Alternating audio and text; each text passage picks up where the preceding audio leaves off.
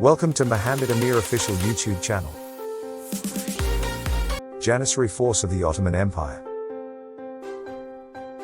The history of the Janissary Corps of the Ottoman Empire is instructive for the policymakers dealing with the armed forces of states. Janissaries were a remarkable coercive instrument developed by the Ottoman Empire to pursue its policy of conquest throughout Asia, the Middle East, and Europe. It was a dedicated fighting force fanatically loyal to the ruler who kept it provisioned with the latest weaponry and granted an almost inviolable status to its personnel.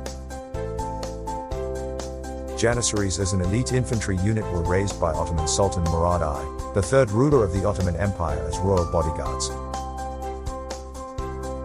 Before their advent, the Ottoman army was composed of foot soldiers from various tribes, who were in a loose allegiance with the ruling family and often proved unpredictable in their loyalty, efficiency, and war spirit. The mainstay of the army was cavalry comprising exclusively of Turkish noblemen who were also whimsical in their adherence to the ruler. The Sultan faced incessant threats from his aristocracy and also from the growing population of protesting Christians who became subjects of Ottoman rule as it expanded to the Balkans and the Caucasus. The plan of raising an exclusive armed group was facilitated by the complex slave-owning system inherent in Ottoman society. The system allowed for the enslavement of subject nationalities, predominantly Christians, and other non-Muslim people. Known to history as the Divsum system, a complicated form of slavery according to which prisoners of war, hostages, and slaves were purchased by the state for performing multifarious functions.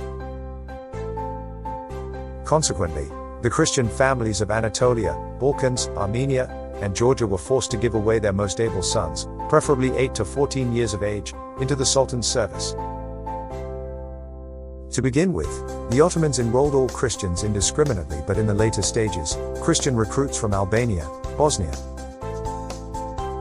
and Bulgaria were given preference as they proved far better in adapting to the requirements expected of them. The boys were made to convert to Islam and were accordingly circumcised and mostly given Muslim names. The recruited lot was subjected to tough training and was required to be mentally and physically alert and agile. As a matter of policy, children from Turkic families were never taken in. Initially, such slavish recruitment was opposed, but it soon emerged that service for Sultan was far more beneficial than languishing in cramped Christian quarters in subjected areas. The Janissaries were no ordinary slaves and were rated above many strata of Ottoman society and ultimately formed their own distinctive social class. Members of Janissary Corps were sworn to celibacy as it was considered undesirable that they should leave descendants. They were forbidden to grow beards and prohibited to engage themselves in any other activity than soldiering. They were required to be fanatically loyal to the Sultan and were restricted to inhabit confines of specially created cantonments. The corps gradually grew in numbers, and by the early 16th century their personnel swelled to 40,000. Sultan treated the Janissary soldiers as his favorite and placed them as a counterbalance to aristocracy. Janissaries did their utmost to outshine in an aristocratic society as they belonged to poor social backgrounds.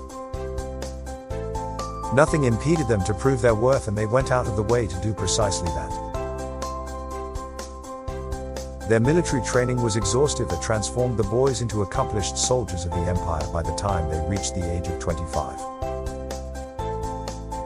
The corps created heartburn in the rest of the army due to its very high rates of salary that was regularly paid to them. Their employment was pensionable and carried tremendous perks in its wake. Janissary Corps was the first to be provided with firearms in the Ottoman army and was specially trained for them. The state undertook provision of a well-organized logistics system that in both war and peace kept them self-sufficient. The medical system designed for them was extremely modern and very well equipped. Ottomans organized Janissary Corps in ortas or battalions. Sultan Suleiman had 165 ortas, and the number of ortas increased to 196. The Sultan was the supreme commander of the force, with Sultan's bodyguard numbering 61 ortas. The distinct class of Janissaries was protected by sultans who dutifully adhered to the regulation that only Janissaries' own commanding officers could punish them. The personalized nature could be gauged from the fact that their ranks were based on positions in the kitchen staff or sultan's royal hunters. The Ottomans owed their victorious march on the continents of Asia and Europe primarily to the fighting prowess of the Janissaries. This elite corps became nemesis of European kingdoms and Asiatic principalities. They played a decisive role in the capture of Constantinople in 1453 that transformed Ottomans into a power to be reckoned with. They were instrumental in clinching victory for the Ottomans against Egyptian Mamluks, destroying a potential power that could challenge them. By using cannon and firearms and holding the center of the army during battles, the Janissaries humbled experienced Austrian and Hungarian forces. The corps was usually led by the Sultan and was always given a large share of the war booty. The corps was known to wreak havoc and was notorious for not showing mercy to opponents. The awe with which Janissaries were held in the Ottoman Empire, and by sheer dint of their meritorious conduct, they were able to become fabulously wealthy, wielding enormous influence and enjoying unbridled power. The more successful they became, the more they demanded increases in their salaries and larger percentage of war booty. They became mindful of their status as kingmakers. As their clout grew, they permeated all structures of government, placing their men everywhere in the government. They ignored their oath to remain celibate and forced Sultan Selim II to give them permission to marry in 1566 and entered into multiple matrimonial alliances. They stopped residing in barracks and bought their own houses where they lived with their extended families.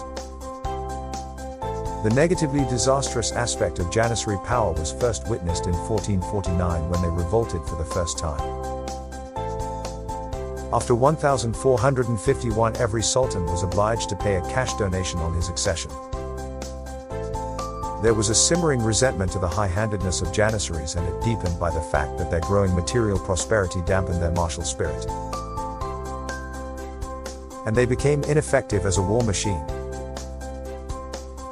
The campaign against their hegemony was initiated by Sultan Osman II, who was humbled in the war against Poland in 1621. And planned to disband the Janissary Corps for its poor performance, but the Janissaries retaliated by kidnapping the Sultan and murdering him.